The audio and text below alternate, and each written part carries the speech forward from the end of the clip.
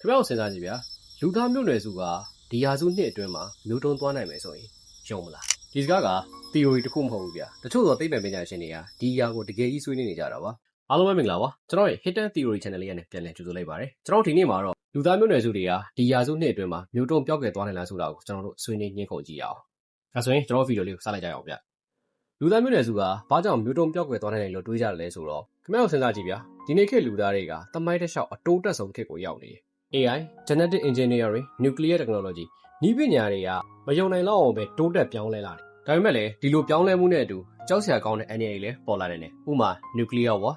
Climate Change ဒါမှမဟုတ်ကျွန်တော်တို့မသိသေးတဲ့အရာတစ်ခုခုဒီလိုအန္တရာယ်တွေကိုကြည့်ပြီးတော့လူတချို့ကမေးခွန်းထုတ်လာကြတယ်။လူသားမျိုးနွယ်စုတွေကတကယ်ပဲအန္တရာယ်ရှိဆုံးအဆင့်တစ်ခုကိုရောက်နေပြီလား။ဒီမေးခွန်းကိုနားလည်ဖို့အတွက်ကျွန်တော်တို့စကြဝဠာကြီးကိုကြည့်ရ။ Milky Way ထဲမှာကျယ်ပေါင်းဘီလီယံ100ကျော်ရှိတယ်။ကျွန်တော်လက်ရှိနေတဲ့ကမ္ဘာကြီးလိုမျိုးလဲဂျိုတွေအများကြီးရှိနေတယ်လို့သိပ္ပံပညာရှင်တွေယူဆကြတယ်။ဒါဆိုရင်စကြဝဠာထဲမှာကျွန်တော်တို့လိုမျိုး civilization တစ်ခုမှတစ်ခုကတော့ရှိကိုရှိသေးတယ်။ဒါပေမဲ့လည်းအခုချိန်အထိကျွန်တော်တို့ရဲ့ဉာဏ်ရည်ပုံမြင့်တဲ့ alien civilization ကိုအခုချိန်အထိကိုတက်တယ်မပြနိုင်သေးဘူး။ဒီလိုထူးဆန်းတဲ့မေးခွန်းကို Fermi Paradox လို့ခေါ်ပါတယ်။သူတို့ဘယ်မှာလဲ။အဲ့ဒီအရာကိုရှင်းပြဖို့အတွက် Great Filter Theory ဆိုပြီးတော့ထွက်လာခဲ့တယ်။အဲ့ဒီ theory က civilization တစ်ခုဟာတစ်ချိန်ချိန်မှာအလွန်အန္တရာယ်များတဲ့အဆင့်တစ်ခုကိုရောက်လာခဲ့မယ်။အဲ့ဒီအဆင့်ကို Great Filter လို့ခေါ်တယ်။အဲ့ဒီ filter ကိုမကြော်နိုင်တဲ့ civilization တွေကတော့ပျောက်ကွယ်သွားတတ်ကြတယ်။အခုစိတ်ဝင်စားစရာကောင်းတာက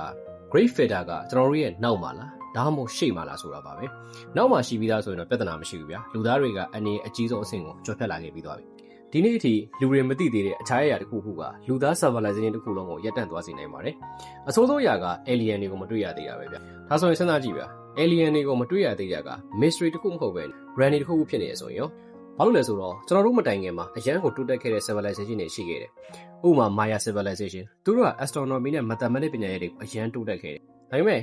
သူတို့ရဲ့မြို့ကြီးတွေကိုစွန့်ပစ်ခဲ့ကြတယ်။ Indus Valley civilization ကမ္ဘာအစောဆုံးမြို့ပြရည်ကျင်းမှုတွေကတခုပဲ။အမ်းဖို့ကောင်းတဲ့ city plan တွေရှိခဲ့တယ်။ဒါပေမဲ့ဒီလူမျိုးစုကလည်းသမိုင်းတွေကနေတဖြည်းဖြည်းပျောက်ကွယ်သွားခဲ့တယ်။ Easter Island ကလူမျိုးတွေသူတို့တွေကလည်းကမ္ဘာကျော်မွာရုပ်ထုကြီးကိုတိစောက်ခဲ့တယ်။ဒါပေမဲ့တစ်ချိန်မှာ population collapse ဖြစ်ခဲ့တယ်။ Rome Empire ကြီးလည်းပြိုကျခဲ့တယ်။ဒါကြောင့်သမိုင်းကတင်ပေးရတစ်ခုရှိခဲ့တယ်ဗျာတိုးတက်မှုကရှင်သန်မှုအာမမခံနိုင်ဘူးတဲ့ဒါပေမဲ့ဒီနေ့ခေတ်မှာထူးခြားတာတွေအရန်ပေါ်လာတယ်အရင် civilization တွေတုန်းကတော့သူတို့တွေပျက်စီးသွားရင်သူတို့ဒေသခံတွေပဲထိခိုက်ခဲ့တာဒါပေမဲ့ဒီနေ့လူသားတွေမှာတော့တစ်ကမ္ဘာလုံးကိုထိခိုက်စေတဲ့နည်းပညာတွေရှိနေတာပဲဗျာဒါကြောင့်ဒီနေ့ခေတ်အရန်တိုးတက်လာတာကအကြီးမားဆုံးအောင်မြင်မှုလည်းဖြစ်နိုင်တယ်လို့အကြီးမားဆုံးအန္တရာယ်လည်းဖြစ်လာနိုင်ပါတယ်ဒါဆိုရင်ကျွန်တော်ခင်ဗျားတို့မေးခွန်းတစ်ခုမေးကြည့်အောင်